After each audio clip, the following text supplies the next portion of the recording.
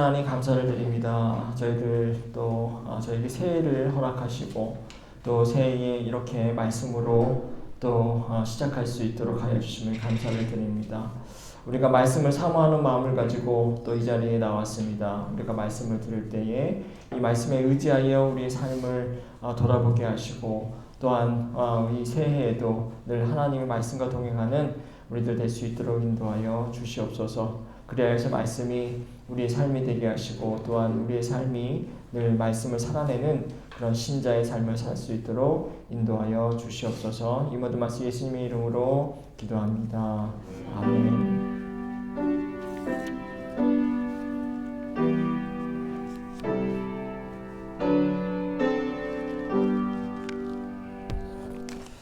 네, 오늘은 5장 말씀 보도록 하겠습니다. 5장. 여러분 제가 나눠드린 계시록 5장이 있는데요. 5장 말씀 우리 한 절씩 교독하도록 할게요. 제가 먼저 읽겠습니다. 나는 또 그 보좌에 앉아 계신 분이 오른손에 두루마리를 하나 들고 계신 것을 보았습니다. 그 두루마리는 안팎으로 글이 적혀 있고 7인을 찍어 봉하여 놓은 것이었습니다.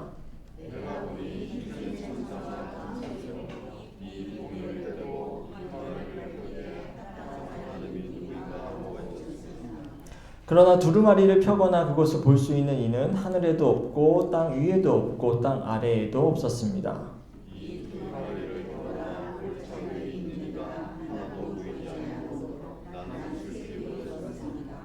그런데 장로들 가운데서 하나가 나에게 울지 마십시오. 유다 지파에서 난 사자 곧 다윗의 뿌리가 승리하였으니 그가 이 7 봉인을 떼고 이 두루마리를 펼칠 수 있습니다 하고 말하였습니다.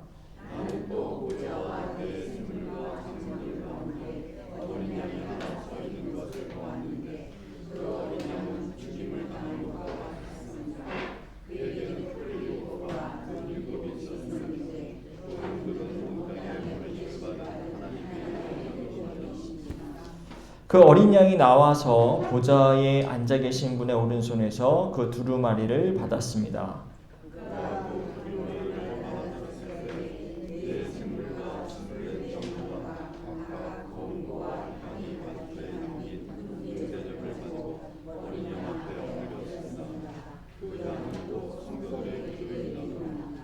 그들은 이런 말로 새로운 노래를 불렀습니다. 주님께서는 그 두루마리를 받으시고 봉인을 떼실 자격이 있습니다.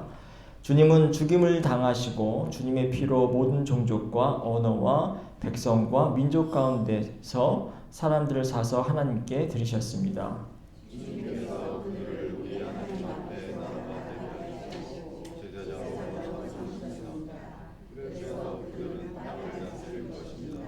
나는 또 그 보좌와 생물들과 장로들을 둘러선 많은 천사를 보고 그들의 음성도 들었습니다. 그들의 수는 수천 수만이었습니다.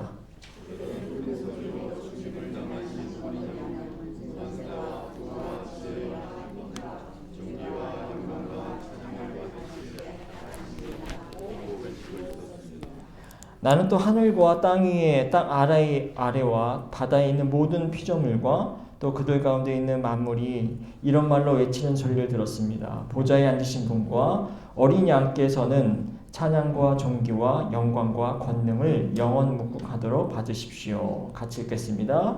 그러자 내 생물은 아멘하고 장로들은 엎드려서 경배하였습니다. 우리가 지난주에 이어서 4장과 5장을 보고 있는데요. 우리 지난주에 4장의 내용이 혹시 기억나시는지 모르겠습니다. 그 4장에서의 중심 인물은 누구셨을까요? 하나님이셨고요. 하나님이 어디에 계셨던 걸로 기억이 나시죠? 보좌에. 네. 여러분 표정을 보니까 네. 사실 저도 기억이 잘 안 나서 슬쩍 살펴왔습니다. 네. 보좌에 앉아 계셨죠? 그런데 그 보좌에 앉아 계신 하나님께서 그 보좌의 상태가 어떤 상태였습니까? 막 초라하고 허름하고 낮고 천한 곳에 그 보좌가 있으셨던가요? 그렇지 않죠. 보석으로 둘러싸여 있고 막 화려하고 높고 아주 권세가 있는 그런 곳에 있으셨죠.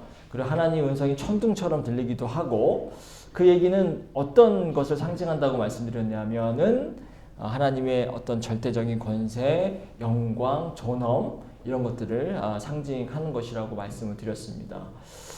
그것을 통해서 이 땅을 다스리는 진짜 하나님은 황제가 아니라 우리가 주님으로 고백할 사람은 바로 황제가 아니라 바로 하나님이다. 그런 말씀을 지난주에 했었습니다. 제가 왜 지난주 말씀을 다시 말씀드리냐면 이 4장과 5장의 말씀이 또 연속돼서 이어지는 것이기 때문이죠. 4장에서는 근데 하나님은 등장하고 있는데 또 예수 그리스도는 등장하지 않았습니다. 그러니까 우리가 예측할 수 있는 것은 5장에서는 아마도 예수님께서 나오실 것이다 라고 하는 것을 생각할 수 있고요. 우리가 지금 계속해서 예수라고 하는 이름 자체는 등장하지 않았지만 우리가 예수를 알 수 있는 그런 단어들이 또 아주 중요한 단어들이 등장하고 있죠. 뭐가 등장하고 있죠? 동물인데요. 어린 양이 등장하고 있습니다. 네, 그 말씀을 좀 이따 보도록 하고요. 우리 1절부터 한번 살펴보도록 하겠습니다. 뭐 한 절 한 절 아주 구체적으로 살펴보지는 않을 거고요. 좀 중요한 단락들만 한번 살펴보도록 하겠습니다. 자, 1절 우리 같이 한번 읽어보겠습니다. 시작. 나는 또 그 보좌에 앉아 계신 분이 오른손에 두루마리 하나를 들고 계신 것을 보았습니다. 그 두루마리는 안팎으로 글이 적혀 있고 7인을 찍어 봉하여 놓은 것이었습니다. 자, 하나님의 오른손에 무엇인가를 들고 있는데 그것의 정체는 바로 두루마리죠. 두루마리. 두루마리가 있습니다. 일단은 뭐 왼손이 아니라 오른손에 들고 계신데 우리 이 고대 사회에서 오른손이라고 하는 것에 아주 중요한 손이었죠. 오른손이 권능과 힘을 상징하는 그런 손이기 때문에 이제 하나님께서도 오른손에 들고 계신 겁니다. 자, 오른손이 힘과 권능을 상징하고요. 뭐 그럴 수밖에 없는 게 뭐 대다수의 사람들이 오른손을 사용하는 사회였고요. 그리고 오른손으로 하는 일이 있잖아요.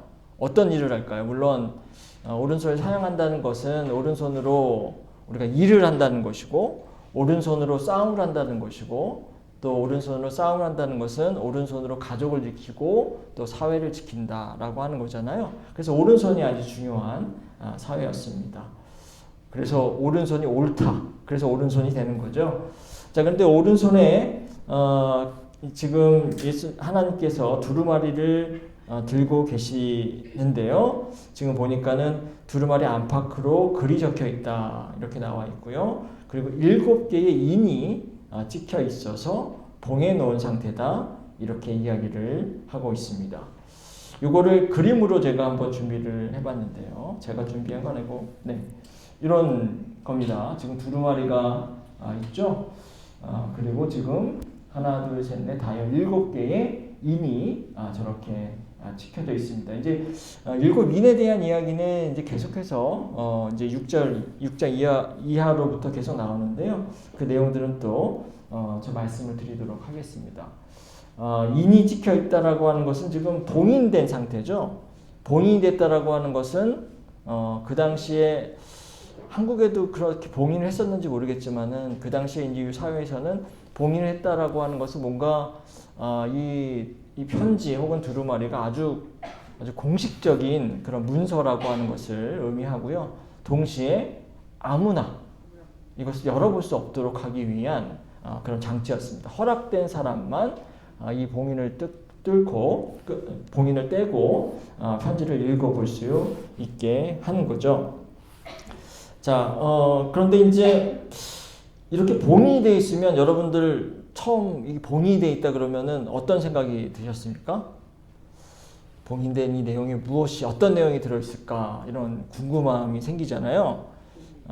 지금 아마 이게 문학적으로 보면 이렇게 봉인이 되었다라고 하는 표현을 통해서 읽는 사람들은 듣는 사람들이 저 이 두루마기에는 어떤 말씀이 있을까라고 하는 그런 호기심을 자아내도록 합니다. 동시에 1절에 보니까 두루마리 안팎으로 글이 적혀 있다 이렇게 나와 있습니다. 아마도 안팎에 글이 적혀 있다라고 하는 것은 이 두루마리가 뭔가 많은 내용으로 채워져 있다라고 하는 것을 의미하면서 뭔가 글자가 상상을 했을 때 글씨가 조금씩 보인다라고 했을 때 우리는 조금 더 그 두루마리의 내용에 대한 그런 호기심을 갖게 되는 거죠. 그런 것들을 이제 문학적으로 이야기를 하고 있습니다. 그리고 이 두루마리에는 하나님이 들고 계시니까 하나님이 아마도 이 두루마리의 내용을 쓰셨다라고 하는 것을 우리는 쉽게 예측을 할 수 있겠죠. 그렇다면 이 두루마리에는 하나님의 뜻과 하나님의 목적이 담겨진 어떤 내용이 있을 거라고 하는 것을 우리는 알 수 있습니다. 그런데 이렇게 하나님의 뜻과 목적이 담긴 이 글이라고 하는 두루마리라고 하는 것은요, 묵시문학 그리고 묵시예언에서 흔히 사용되는 그러한 것이었습니다. 우리 에스겔 2장 10절에 또 이런 말씀이 있어요. 여러분 보이시죠? 네. 이렇게 해야 저쪽에 앉아 계신 분도 네, 제가 한번 읽겠습니다. 그가 그 두루마리 책을 내 앞에 펼쳐 보여주셨는데 앞뒤로 글이 적혀 있고 거기에는 온갖 조가와 탄식과 재앙의 글이 적혀 있었다. 여기도 두루마리가 등장하고요. 앞뒤로 글이 적혀 있다 나와 있습니다. 다니엘 12장 4절 또 한번 제가 읽어보겠습니다. 그러나 너 다니엘아, 너는 마지막 때까지 이 말씀을 은밀히 간직하고 이 책을 봉하여 두어라. 많은 사람이 이러한 지식을 얻으려고 왔다 갔다 할 것이다. 여기도 이제 봉인된 어떤 그 말씀에 대한 이야기를 하고 있죠. 자, 2절과 이제 3절로 한번 넘어가 보도록 하겠습니다. 자, 2절, 3절 제가 한번 읽도록 할게요. 내가 보니 힘센 천사가 큰 소리로 이 봉인을 떼고 두루마리를 펴기 합당한 사람이 누구인가 하고 외쳤습니다. 그러나 두루마리를 펴거나 그것을 볼 수 있는 이는 하늘에도 없고 땅 위에도 없고 땅 아래에도 없습니다. 천사가 외쳐요. 이 두루마리가 지금 두루마리가 있는데 이것을 펼쳐서 봉인을 떼고 볼 사람이 누구인가 라고 외치는데 없다는 거죠. 3절에 없다는 겁니다. 이것을 펼쳐볼 사람은 세상에 없는 겁니다. 하늘에서도 없고 땅에서도 없고 땅 아래도 없다라고 하는 것은 세상에 속한 사람들 가운데 누구도 이 두루마리를 펼치기에 적합한 합당한 사람이 없다라고 하는 것이죠. 4절로 이어집니다. 이 두루마리를 펴거나 볼 자격이 있는 이가 하나도 보이지 않으므로 나는 슬퍼 울었습니다. 요한이 이제 슬피 울고 있는 겁니다. 내용이 너무 궁금하고 또 이 두루마리를 펼쳐 보지 못하면 또 그 내용이 어떤 내용이 담겨져 있는지 알 수 없잖아요. 그러니까 하나님의 뜻과 목적을 알 수 있는 방법이 없는 겁니다. 그렇기 때문에 이제 요한이 슬피 울게 되는 거죠. 근데 5절 가보면 5절을 한번 또 읽어보도록 하겠습니다. 제가 읽겠습니다. 그러나 장로들 가운데서 하나가 나에게 울지 마십시오. 유다 지파에서 난 사자 곧 다윗의 뿌리가 승리하였으니 그가 이 7 봉인을 떼고 이 두루마리를 펼칠 수 있습니다 하고 말하였습니다. 자, 요한이 두루마리를 펼 자가 없어서 슬피 울고 있는데 장로가 희망의 말을 건네죠. 이것을 펴서 볼만한 합당한 사람이 있다라고 이야기를 하고 있는데 누구냐고 하냐면 유다 지파에서 난 사자라고 이야기를 하고 있습니다. 사자가 유다 지파에서 났고 다윗의 뿌리로부터 나왔다 이렇게 이야기하고 있으니까요. 아마 다윗 왕의 자손이라고 하는 것을 이야기하고 있는 거죠. 하나님께서는요, 그 다윗 자손이 영원히 이어지고 또 세상을 통치할 거라고 하는 그런 약속을 하셨습니다. 그게 이제 사무엘 하에 나오는 말씀인데요. 7장 17절인데 한번 제가 읽어보겠습니다. 내 집과 내 나라가 내 앞에서 영원히 이어갈 것이며 내 왕위가 영원히 튼튼히 서 있을 것이다. 이런 말씀을 또 하나님께서 해주셨어요. 그리고 또 시편에도 이런 말씀이 있습니다. 내가 내 자손을 영원히 견고히 세우며 내 왕위를 대대로 이어지게 하겠다. 자, 다윗의 자손이라고 하는 다윗의 자손 가운데서 이제 세상을 통치하리가 나타날 거다라고 하는 것을 하나님께서 약속하셨고 유대 민족은 그것을 믿고 있었습니다. 근데 왜 사자일까요? 사자가 등장하고 있습니다. 사자는 이제 전통적으로 이 유대 지파를 상징하는 동물입니다. 물론 여기 말씀에서도 유대 지파에서 난 사자라고 했을 때 명시적으로 이제 유대 지파에서 누군가가 이제 나타날 것이고 그 누군가가 이 두루마리를 펼쳐보기에 합당한 사람이다라고 하는 것을 암시하는 거죠. 그리고 이제 사자가 가지고 있는 이미지가 있습니다. 어떤 이미지인가요? 온순하고 순한 그런 동물이 아니죠. 사자라고 하는 것은 아주 용맹하고 전투적인 그런 동물입니다. 동물의 왕이라고 불리지 않습니까? 그러니까 왕을 동물로 비유한다라고 한다면은 이제 사자만한 동물이 없겠죠. 그렇기 때문에 이제 사자라고 표현하고 있는 거죠. 6절로 넘어가 보도록 하겠습니다. 6절. 6절은 한번 다 같이 한번 읽어보도록 하겠습니다. 시작. 나는 또 보좌와 내 생물과 장로들 가운데 어린 양이 하나 서 있는 것을 보았는데 그 어린 양은 죽임을 당한 것 같이 같았습니다. 그에게는 뿔 7과 눈 7이 있었는데 그 눈들이 온 땅에 보내심을 받은 하나님의 7 영이십니다. 네, 이제 중요한 내용이 이제 6절부터 등장합니다. 아마 이 다윗의 지파에서 난 사자가 누구인가를 보여주고 또한 이 두루마리를 펼쳐서 읽을 만한 사람이 누군가를 보여주는 내용이 바로 6장에서 등장하고 있는 건데요. 5절에서 보니까 우리가 본 것처럼 용맹한 사자가 봉인을 떼고 또 두루마리를 공개할 것처럼 그렇게 이야기를 했는데 6절에 보니까는 6절에 등장한 동물은 사자가 아니라 어린 양입니다. 사자와 어린 양은 동물 가운데 아주 상반되는 그런 동물이잖아요. 그런데 어린 사자가 꼭 뭔가 자격을 갖춘 그런 동물처럼 이야기하다가 이제 여기서 어린 양을 이야기하고 있습니다. 위험 있고 어떤 용맹한 사자가 이제 작고 연약한 어린 양이 되는 거죠. 어떻게 보면 세상 모든 민족을 다스릴 이 다윗의 뿌리에서 나오는 사자가 다른 의미에서는 이게 사자가 결국은 어린 양이었다라고 하는 것을 이야기하는 겁니다. 근데 더 중요한 내용이 뭐냐면 그 어린 양이 사자처럼 위풍당당하고 위험이 있으면 문제가 없는데 이 안에서는 어떻게 등장하고 있습니까? 죽임을 당한 것 같았다 라고 설명을 하고 있습니다. 양의 상태가 이 어린 양의 상태가 죽임을 당한 것 같은 상태로 묘사가 되어 있는 거죠. 근데 이제 죽임을 당한 것 같다라고 하는 표현은 조금 원어적으로 봤을 때 원래적인 표현으로 봤을 때는 그 느낌을 좀 정확하게 전달하는 표현은 아닙니다.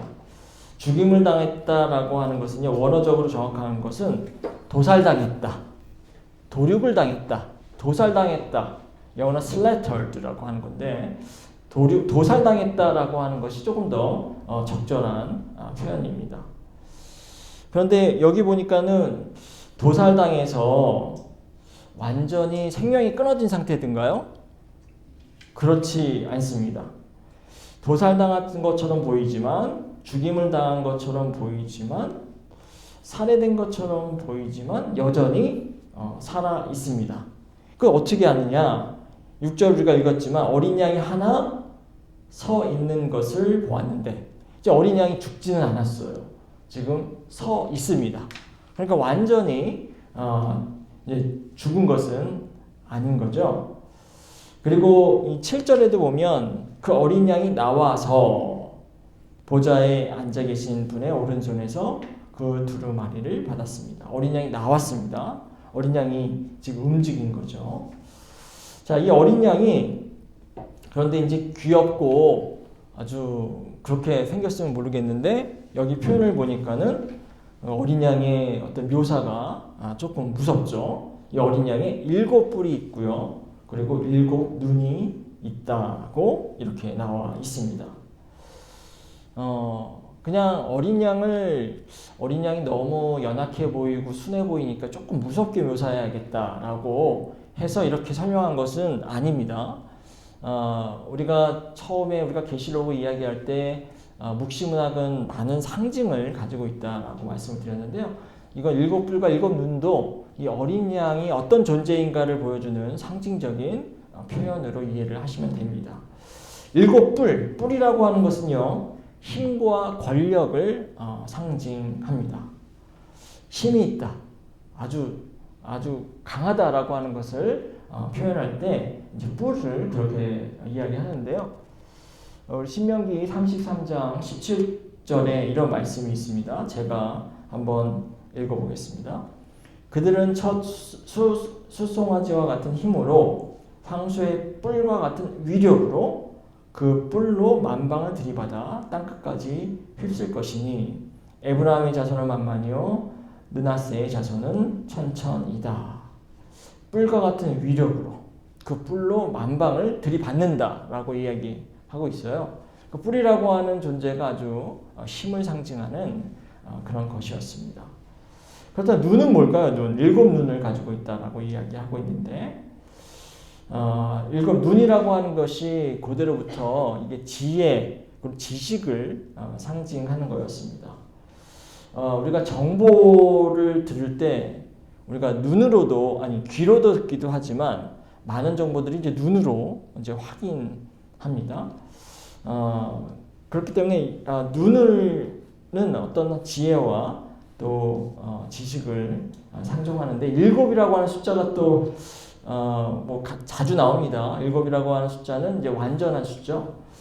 그러니까 7의 뿔과 7 눈을 가지고 있다라고 하는 것은 이 어린 양이 완전한 그런 절대적인 힘을 가지고 있고 또 완전한 그 절대적인 어떤 지혜와 지식을 가지고 있다라고 하는 것을 이야기하는 거죠. 그리고 여기에 동시에 이제 눈이라고 하는 게 하나님의 7 영이라고 있습니다. 7 영. 하나님의 영을 또 가지고 있는 존재로 어린 양이 묘사되고 있는 거죠.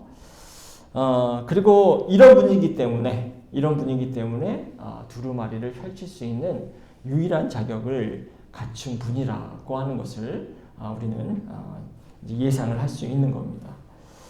자, 그리고 이 살해된 양, 도살된 양, 죽임을 당한 양 누구죠? 예수 그리스도입니다. 예수 그리스도죠. 자, 성서 전통 속에서 어린 양이라고 하는 이 양은요, 이제 3가지와 연관이 됩니다.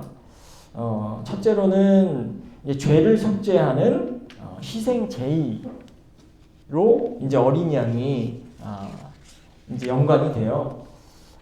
출애굽기 28장 38절 한번 보도록 하겠습니다. 내가 제단 위에 바쳐야 할 것은 이러하다. 1년 된 어린 숫양 2마리를 날마다 바쳐야 한다. 우리가 아는 것처럼 양이라고 하는 존재는 이제 제사 때, 희생 제사 때 드려지는 동물 가운데 흔한 대표적인 동물 가운데 하나였습니다. 그리고 또 양이 또 의미하는 것은요, 이스라엘 백성들의 해방을 또 의미하기도 합니다. 우리 애굽을 탈출할 때 모세가 이스라엘 백성을 탈출시킬 때에 6월절에 문설주 무엇을 바르라고 했던가요? 어린 양의 피를 바르라고 했던 장면을 우리가 기억할 것입니다. 어린 양의 피를 바르면은 그 어린 양의 피를 받은 그 문에 받은 집은 재앙으로부터 이제 보호를 받게 되는 거죠. 그리고 또 어린 양이 상징하는 것은요, 또 고난받는 종을 상징합니다. 우리에게도 잘 알려진 고난받는 종에 대한 묘사가 이사야 53장 4절부터 12절에 나와 있는데요. 길지만 제가 한번 읽어보겠습니다. 안 보이셔도 제가 읽을 테니까 그냥 들으시면 될 것 같습니다. 그는 실로 우리가 받아야 할 고통을 대신 받고 우리가 겪어야 할 슬픔을 대신 겪었다. 그러나 우리는 그 징계를 받아서 하나님께 맞으며 고난을 받는다고 생각하였다. 그러나 그가 찔린 것은 우리의 허물 때문이고 그가 상처를 받은 것은 우리의 악함 때문이다. 그가 징계를 받음으로써 우리가 평안을 누리고 그가 매를 맞음으로써 우리의 병이 나았다.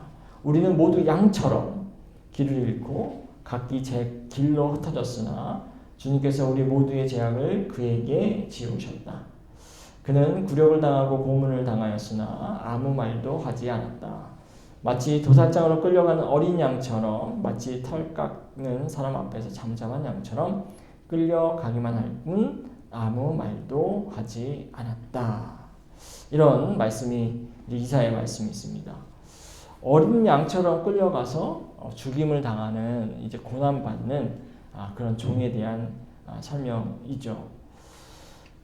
근데 우리가 알아야 할 것은 이 계시록 안에서 죽임을 당했다. 죽임을 당했다라고 하는 것은 우리가 지금 살펴본 것처럼 희생 제물로 쓰여진 양을 상징할 수도 있고요. 또 여러 가지를 상징할 수 있지만 아까도 말씀드렸다시피 계시록 안에서 죽임을 당했다라고 하는 것은 이제 도살됐다, 살해당했다 이런 표현으로 사용되는 중요한 단어입니다. 그렇기 때문에 어떤 학자들은 이 도살당한 그리고 죽임당한 어린 양이라고 하는 것이 희생 어떤 제물로서의 어린 양이라고 보다는 뭔가 조금 더 폭력적인 죽음과 연관되었다라고 그렇게 많이들 이야기를 하고 있습니다. 우리가 지금 죽임당했다라고 하는 표현이 물론 그 의미도 가지고 있지만은 살해당했다, 도살당했다라고 하는 그 표현 안에서 봤을 때 이게 이제 뭔가 폭력적인 죽음과 연관이 되잖아요. 그리고 이 단어가 실제로 계시록 안에서 많은 폭력과 연관돼서 사용되기도 합니다. 그 예를 한번 제가 3가지만 들어드리겠는데요. 계시록 6장 4절 이런 말씀이 있습니다. 이제 도살당했다라고 하는 표현이 스파조라고 하는 단어입니다. 스파조라고 하는 단어인데 이 단어가 계시록 안에서는 폭력과 상관돼서 계속해서 쓰이고 있습니다. 자, 제가 한번 6장 4절 한번 읽어보겠습니다.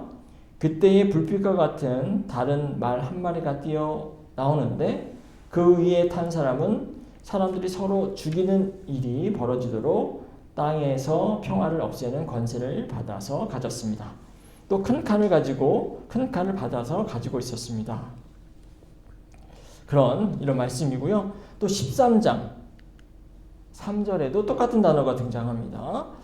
그 머리들 가운데 하나는 치명상을 입은 듯 하였습니다. 그러나 그 치명적인 상처가 나으니 온 세상은 놀라서 그 짐승을 따라갔습니다. 여기서도 이제 스파조라고 하는 단어가 상처, 이런 치명적인 절대적인 상처로 이야기를 하고 있고요. 그리고 18장 24절에도 또 동일한 단어가 나오는데요. 예언자들의 피와 성도들의 피와 땅에서 죽임을 당한 모든 사람의 피가 이 도시에서 발견되었기 때문이다. 자, 그렇기 때문에 이렇게 지금 이 단어가 어떤 폭력적인 단어와 상관된다는 점에서 요한이 예수를 살해당한 양, 도살당한 양, 죽임당한 양이라고 표현한 거 이거는 그냥 우연한 표현이 아니라 아주 의도적인 표현이라고 우리가 볼 수 있는 거죠. 그러면은 살해를 당했다, 도살을 당했다, 죽임당했다. 그러면 거기에서 궁금한 것은 누가 그러면 이 양을 죽였는가? 라고 하는 거죠. 누가 이 양을 살해했는가? 누가 이 양을 도살했는가? 라고 하는 물음이 당연히 나올 수밖에 없습니다. 그리고 이 표현을 통해서 암시하고 있는 것은 이 폭력적인 죽음을 초래한 것이 바로 우리가 이 시대의 배경이 되는 로마라고 하는 거죠. 로마가 예수를 살해했다라고 하는 겁니다. 로마의 권력이 예수를 십자가에서 살해했다라고 하는 것을 분명하게 이제 상기시키고 있는 것이죠. 그럼에도 불구하고 예수는 이 장면 속에서 결코 폭력을 사용하지 않습니다. 사자지만 이제 사자의 힘을 사용하지 않는 거죠. 대신 로마의 폭력을 그대로 받아주고 결국 살해를 당합니다. 죽임을 당합니다. 마치 힘없는 어린 양처럼 그렇게 죽임을 당하시는 거죠.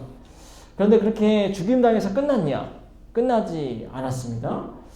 우리가 아까 본 것처럼 6절에서 본 것처럼 어린 양 하나가 서 있다라고 이야기하지 않습니까? 서 계신다라고 하는 것은요. 로마가 죽였지만 이 어린 양은 결코 죽지 않았다라고 하는 겁니다.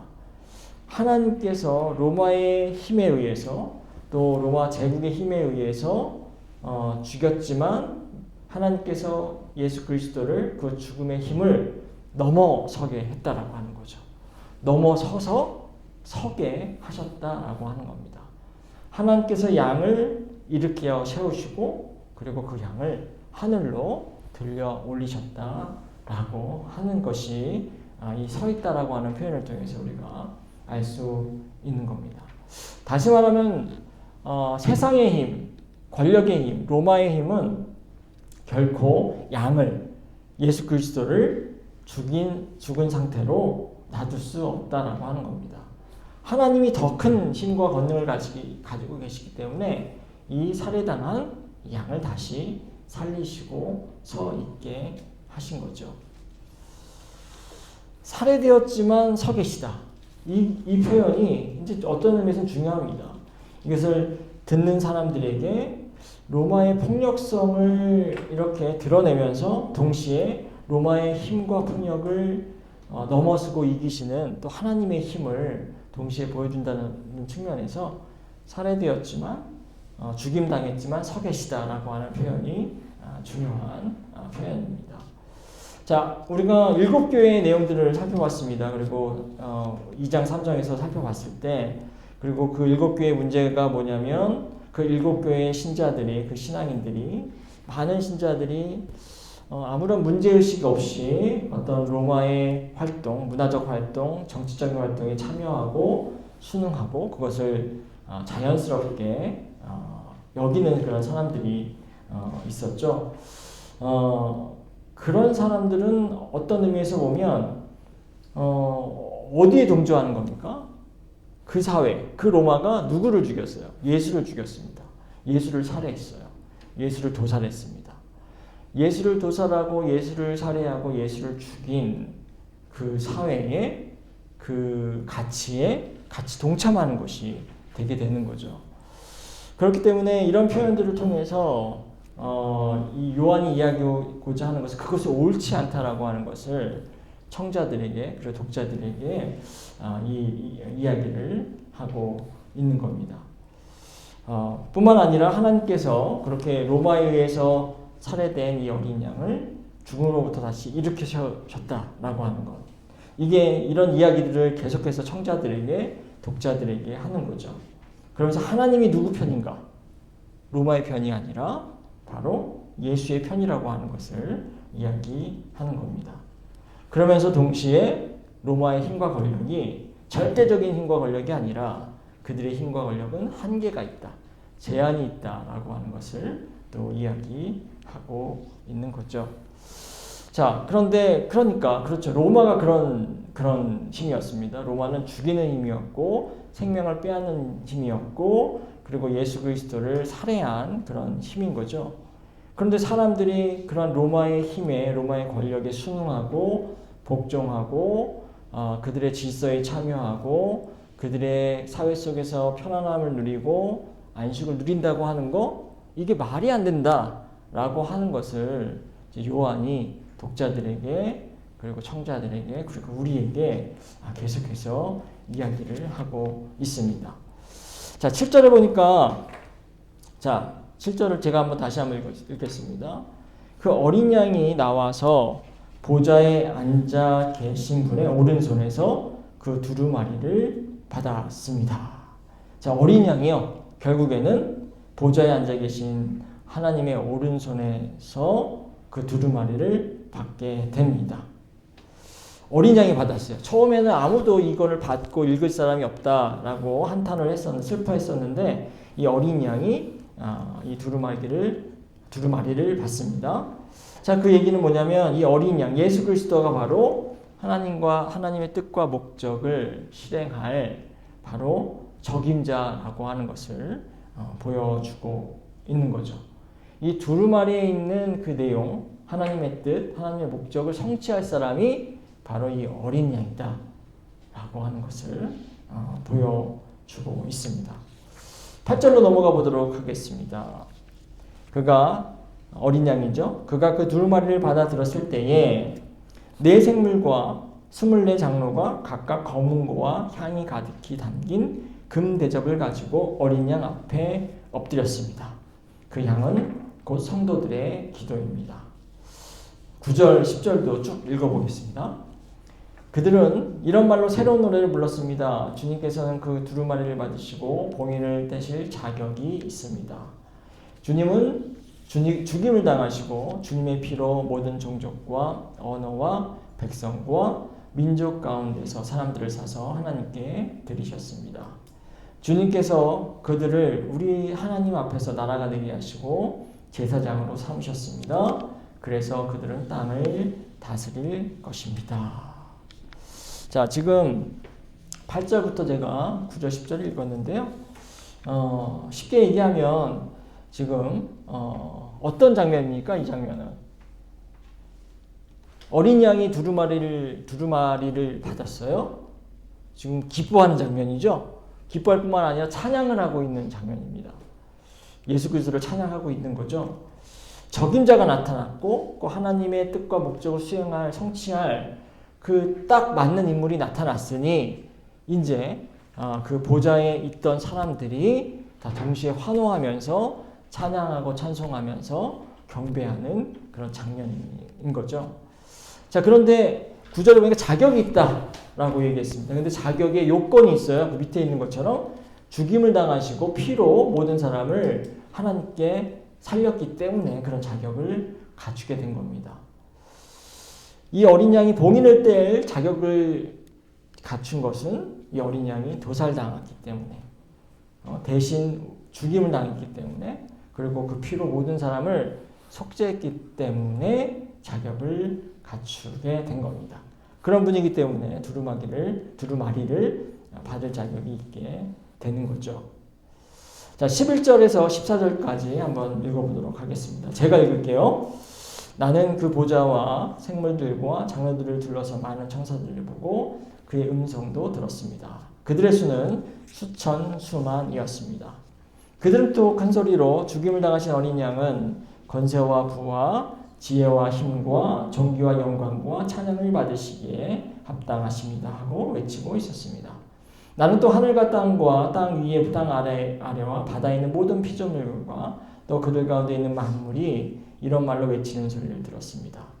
보좌에 앉으신 분과 어린 양께서는 찬양과 존귀와 영광과 권능을 영원토록 하도록 영원무궁하도록 받으십시오.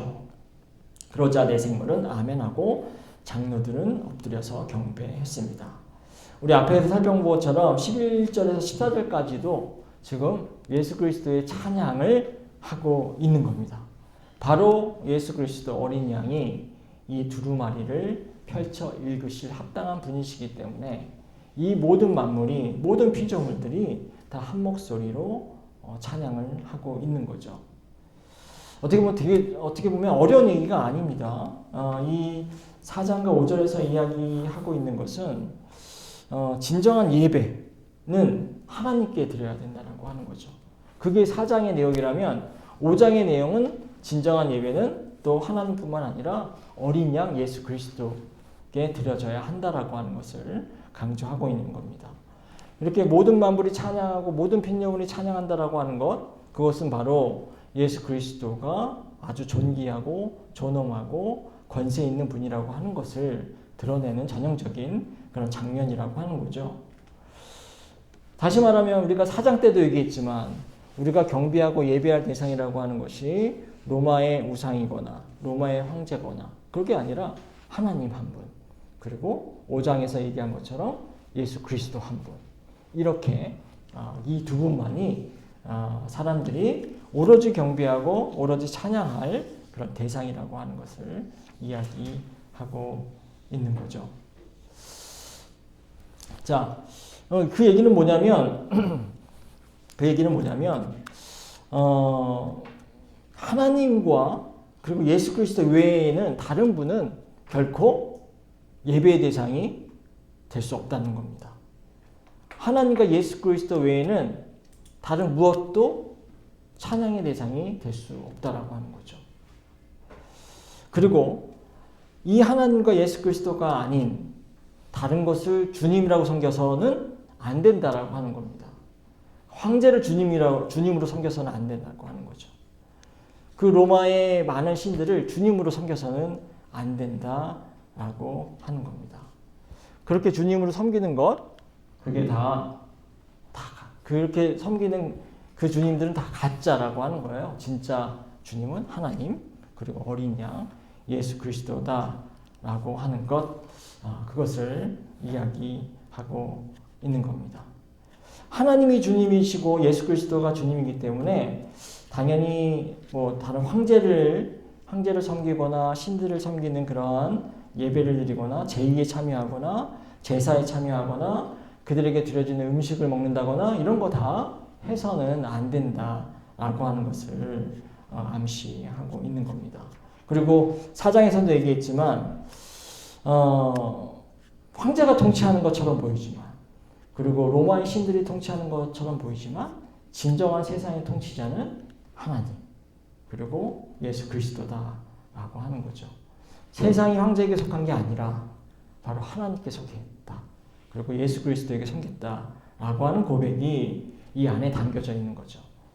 모든 세상을 창조하시고 모든 세상이 하나님께 속했기 때문에, 그리고 그 예수 그리스도 안에 속했기 때문에 진정한 예배와 경배는 오로지 하나님과 예수 그리스도에게만 드려야 한다라고 하는 말씀이 4장과 5장의 이야기라고 하는 것, 우리가 이것을 우리가 이 4장 5절이 이야기하고자 있는 핵심 메시지라고 하는 것을 우리가 기억할 필요가 있습니다. 우리가 지금 4장과 5장을 읽어봤는데요, 한 두 가지 정도를 한번 우리가 좀 고민해 볼 필요가 있습니다. 4장과 5장의 이야기들이 지금 어디에서 벌어졌냐?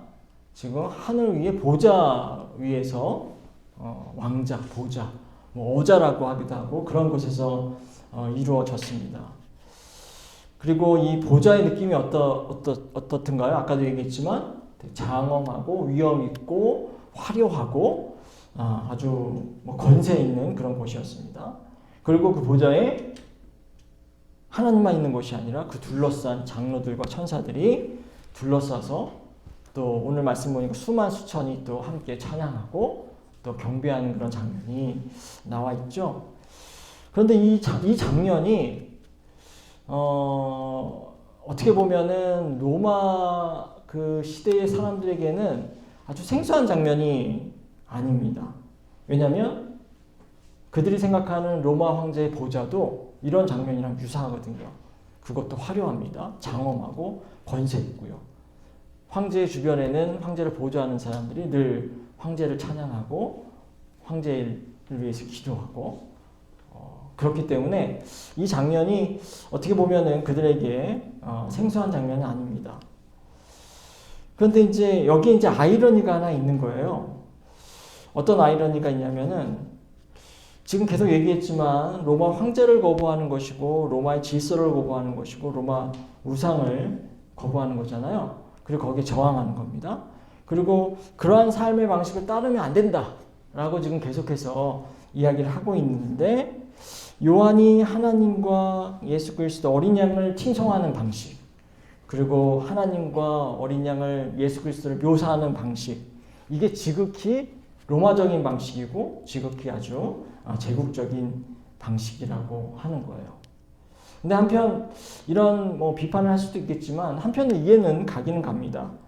그렇게 동일한 방식을 취해야만 사람들이 하나님이 로마 황제보다 더 권세 있으신 분이구나, 위엄 있으신 분이구나 라고 하는 것을 사람들이 더 쉽게 그렇게 인식하기 때문에 하나님의 위대함을 강조하고 하나님의 어떤 존귀함을 인식하기 위해서는 요한이 어쩔 수 없이 그런 황제의 방식을 취할 수밖에 없지 않았을까라고 하는 생각을 하게 됩니다.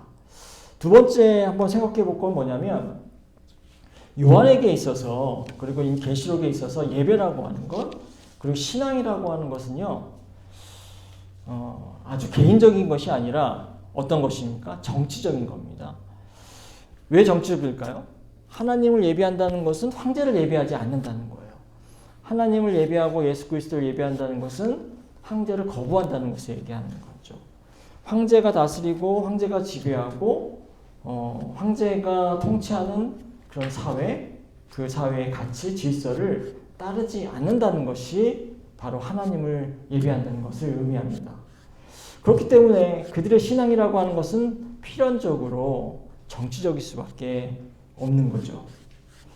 다른 말로 이야기하면 신앙이라고 하는 것이 이게 어떤 우리의 삶과 뭔가 사회와 전혀 상관없는 것이 아니라 그 상관없는 어떻게 보면 아주 우리 개인적인 것으로 우리가 신앙을 우리가 이해하잖아요. 그런데 그 개인적이고 관념적인 것이 아니라 상당히 신앙이라는 것이 정치적이고 사회적일 수밖에 없다라고 하는 것을 우리는 또 이 말씀을 통해서 알 수 있습니다. 그러면서 우리가 한번 고민해 볼 그런 지점이 있는 거죠. 우리가 신앙을 가진 사람으로서 현실 정치에 정치인으로 참여하자 이런 얘기를 하는 것은 아니고요.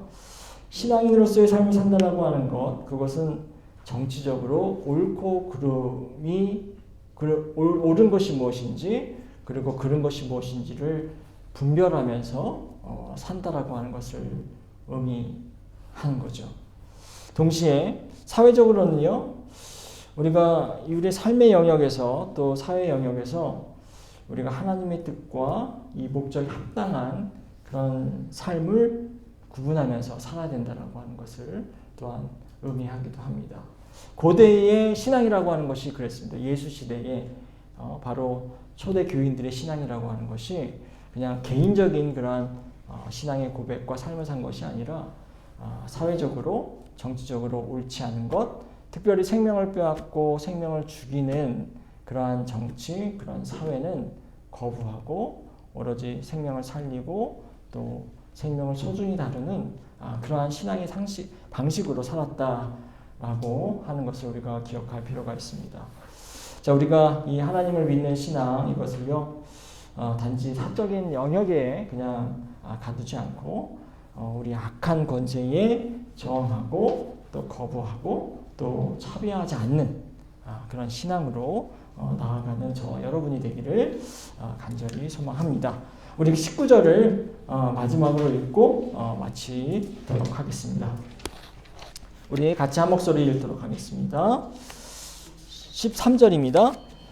13절 나는 또 하늘과 땅 위와 땅 아래에야 바다에 있는 모든 피조물과 또 그들 가운데 있는 만물이 이런 말로 외치는 소리를 들었습니다. 보좌에 앉으신 분과 어린 양께서는 찬양과 존귀와 영광과 권능을 영원 무궁토록 하도록 받으십시오. 하나님, 우리가 계시록의 말씀을 통해서 또 하나님만이 그리고 예수 그리스도만이 참된 예배자가 예배를 받으시는 분이심을 저희들 깨닫고 고백하게 하시면 감사를 드립니다. 우리가 하나님과 그리스도 이 하나님과 그리스도만을 우리가 예배하게 하시고 다른 악한 권세를 섬기고 또 따르지 않는 그런 신자의 삶을 살 수 있도록 인도하여 주시옵소서. 힘을 통해서 생명을 위협하고 죽이는 그런 악한 권세를 우리가 따르지 않음으로써 오로지 생명을 살리고 또 회복하는 하나님의 권세, 또 하나님의 예수 그리스도의 권세만을 따르는 그런 참된 신자들 될 수 있도록 인도하여 주시옵소서. 모든 말씀 예수님의 이름으로 기도합니다.